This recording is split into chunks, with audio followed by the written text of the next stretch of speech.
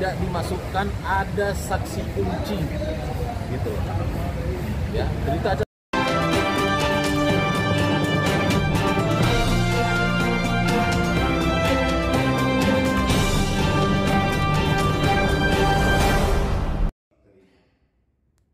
Patra TV Jakarta. Dalam rezim hukum pembuktian material sebagaimana yang ada dan berlaku pada praktik peradilan pidana, kekuatan alat bukti dan keyakinan hakim akan menjadi standar utama bagi terdakwa ataupun kuasa hukumnya guna menjamin hak dan kepentingan hukum terdakwa di persidangan. Pengungkapan fakta-fakta yang terjadi dari hulu perkara di mana terdakwa masih sebagai saksi sampai dijadikan tersangka hingga saat di mana dakwaan dibacakan oleh penuntut umum di persidangan, diduga pada prosesnya terjadi banyaknya penyimpangan. Pihak Komisi Pemberantasan Korupsi (KPK) terkesan memaksakan agar perkara ini dapat dilanjutkan meskipun dari sisi kualitas alat bukti sangatlah minim, sangat sumir, yaitu tidak memenuhi standar pembuktian sebagaimana dipersyaratkan dalam hukum acara. Kuasa hukum Dadan menduga pimpinan KPK, penyidik dan penuntut umum telah secara serampangan menaikkan status klien kami, Dadan Triyudianto, dari saksi menjadi tersangka hingga dijadikan terdakwa dengan alat bukti yang sangat sumir. Dadan dijadikan tersangka terlebih dahulu baru kemudian mengumpulkan alat bukti yang sumir dan tidak kuat. Karena itu, KPK membangun opini publik melalui media, bahwa Dadan adalah pelaku penyuapan. Mendakwa seseorang dengan tanpa bukti, merupakan peradilan sesat. Van Rewegniting, null and void. Yang artinya, suatu proses peradilan yang dilakukan tidak menurut hukum, adalah batal demi hukum. Bahwa terdakwa Dadan Triyudianto tidak dapat dikenakan pasal 12 huruf A dan pasal 11 Undang-Undang Republik Indonesia Nomor 31 Tahun 99 tentang pemberantasan tindak pidana korupsi sebagaimana yang telah diubah dengan Undang-Undang Republik Indonesia Nomor 20 Tahun 2001 tentang perubahan atas Undang-Undang Nomor 31 Tahun 1999 tentang pemberantasan tindak pidana korupsi karena tidak dapat digolongkan sebagai pegawai negeri atau penyelenggara negara.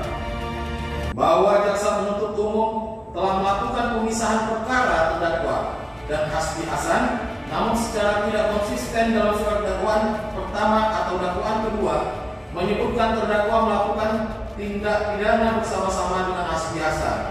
Oleh berdasarkan hal tersebut, dakwaan yang diajukan jaksa penuntut umum batal demi hukum.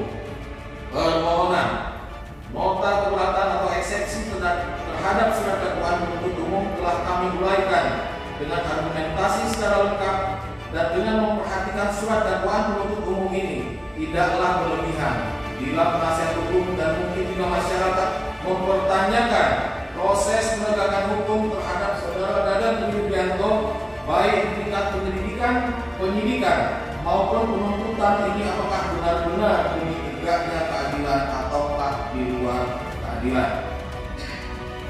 Terdakwa Dadan Triyudianto dan kami penasihat hukumnya meyakini bahwa keadilan tidak akan pernah mati. Keadilan selalu ada dan pasti ada seiring perjalanan hidup manusia.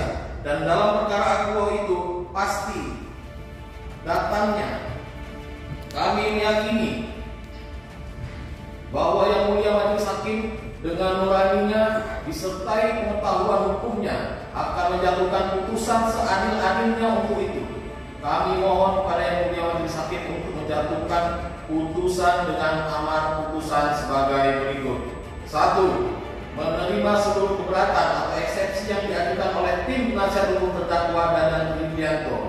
2. Menyatakan surat dakwaan penuntut umum KPK nomor 92-04-24-10-2023 tanggal 19 Oktober 2023 sebagai dakwaan yang tidak cermat, tidak jelas, tidak lengkap sehingga dinyatakan batal demi hukum atau setidak-tidaknya tidak dapat diterima. 3. Memerintahkan kepada penuntut umum KPK untuk membebaskan terdakwa Dadan Triyudianto dari rumah tahanan negara kelas 1 Jakarta Timur, cabang Komisi Pemberantasan Korupsi terhitung sejak putusan selah dibacakan. 4. Memerintahkan kepada penuntut umum KPK untuk membuka pemblokiran seluruh rekening bank atas nama terdakwa dan atau istri terdakwa dan atau keluarga terdakwa tanpa terkecuali. Kelima, memerintahkan kepada penuntut umum KPK untuk mengembalikan barang bukti yang telah disita kepada terdakwa atau pihak-pihak yang berhak tanpa terkecuali sebagaimana bukti penyitaan sebagai berikut. Aliran dana itu tidak ada kaitannya sama sekali dengan tindak pidana. Itu cuma perdata antara Herianto Tanaka dengan Dadan Tridianto. Tadi kan kita sebutkan juga dalam eksepsi nomor 1. Kemudian di dalam dakwaan tidak dimasukkan ada saksi kunci, gitu. Ya, berita acara pemeriksaannya tidak dimasukkan dalam berkas dakwaan. Itu juga tadi kita sebutkan.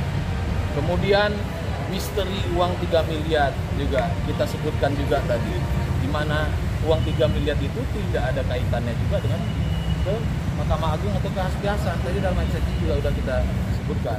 Nah, secara keseluruhan, ya kan, barang-barang yang disita oleh KPK itu tidak ada kaitannya sama sekali dengan peristiwa pidana tindak pidana korupsi terkait dengan Dadan Tridianto, ya.